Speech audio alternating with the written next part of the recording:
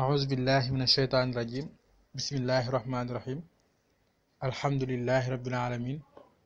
والصلاة والسلام على أشرف المرسلين سيدنا محمد وعلى آله وصحبه وسلم تسليما mbokk jullit yi asalaamaaleykum wa rahmatullahi taala wa barakaatuhu seen mbokkum taalibe Mor Sall moo leen nuyu leen ziyaara di leen baalu àq tey di leen baal di ñaan sunu borom boole ñu baal di jiital ci nuyoo bi ak ziyaara bi alxalifatul aam bi tariqatil muridiya alxaaji ak cheikh sayid al muntaxa ibnu cheikh Mouhamad al Bachir di ñaan yàlla na sunu borom guddal aw fanam te wéer li cëram ba naal yi mu soob ci liggéey ko maam ñu teet ja mu àggale ko di ko ñaanal bépp bil waaye di ko ñaanal bépp taalibe di ziyaare bu baax a baax mboole waa Sijtu Kennal Ahmadu di wax ne seen mbokk Mor Sall moo dikkaat yéen ci yóbbal bis bi ñu toll woon ak yéen ci téereb Sëriñ Tuubaa ba ñuy wax Masaalikul Jinaan te ñu toll woon ci bunt bi ñuy wax alfikratu xalaat te muy la science ñu toll woon fi nga xam ni moom la Sëriñ Tuubaa di wax ci xalaat meññetal bi nga xam ne moom la mën a amal ab jaam dañ ci doon ci démb ñett bi ñu njëkk mu ni woon ñi nga xam ne dañoo dëddu àdduna xalaat gi ñu xalaat xam ni àdduna amul njariñ moo tax ñu bàyyi ko ba àdduna mënu leen def loolu dara loo xam ne suñu borom digalewu ko nee loolu leen ko may mooy xalaat ñaareel ba mu ni ñi nga xam ni ay jaam lan di xalaat yiw wi nga xam ni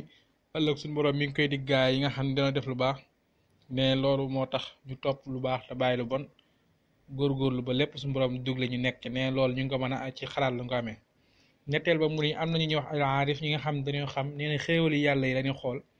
xam ni kat xéewal yi suñu borom képp moo ko mën a joxe te moo koy def tax ñu seenu bëgg yàlla di gën a yokk lépp ndax wa fikratul aarif fil alaa'i wa nu'ama'i fatiri sama taziduhu mahabbatan lil xalq subhanahu rabban li kulli xalq sëñ Tuubaa teg ci ni wabnu abi jamratan faxlu diin radiya anhu llah fi kulli xiin nee nassa bi anna al fikra fi l azman afdal al amali lisil iman nee na am na ko ñuy wax abi jamra boo xam ni kat nee na ko kilifa la ci diine yàlla na suñu borom dool di ko gërëm ci bépp jamono nee na kat ni wax nañ ni ndax li ñuy wax xalaat daal ci benn jamono moo gën a màgg afdal al amal moo gën a màgg jëf yëpp li si iman ci gëm yàlla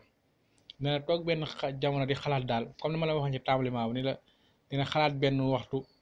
dina gën a màgg jaamu yàlla at moo xam ni jaamu nga àndul xalaat ndax la ngay am ca jaamu at xalaatu wenn weer wa rek mën naa am bu dee at ma te àndul xalaat yàq goo xam ni mooy ëpp sax def ga moo tax mu ni woon xalaat benn wa axbaru bi fawqi fikri saa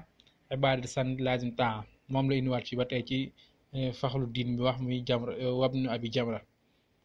ndax is ilmuna alqat'i laysa yaxsulu illa bi fakratin bi zihnin yaqil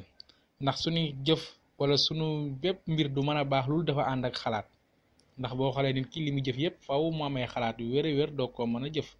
ndax lépp looy def muy jaamu yàlla xalaat ga nga cee war a jiital ngir nga mën a xamit la suñu borom digle ñu defee ko ne ndax jëf ju nekk dafa am nuñ ko war a defee